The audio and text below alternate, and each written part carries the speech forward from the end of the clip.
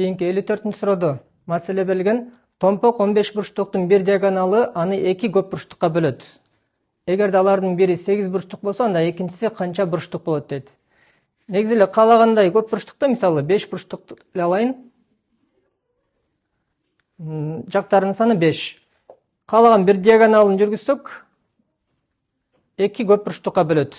Биякта бирөө 4 бурчтук болуп калды, бирөө 3 бурчтук болуп калды. Ошондо суммасы 7 бурчтук. Бияга 4 бурчтук, бияга 3 бурчтук. 7 бөлүккө бөлүнөт, 7 жакка.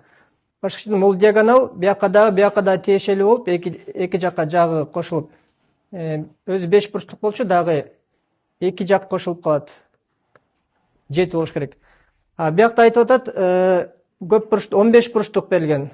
Бирөөсү 8, анан бирөөсү канча бурчтук болуш керек? Бул барабар болуш керек. 15ке караганда 2 жакка көбүрөөк болот. Диагоналы 2 жакка тең тиешелүү болгон үчүн плюс 2ге. Демек ушул жерден x тапсак болот тең неме болуп. 2 көп бурчтуктун суммасы 17 болуш керек. Демек x барабар 17ден 8 алабыз. Анда 9. Демек 15 бурчтукту бир диагонал аркылуу 2 бөлүккө бөлсөк, бирөөсү 8 бурчтук болсо, экинчиси 9 бурчтук болуш керек экен. Туура жообу В варианты болот.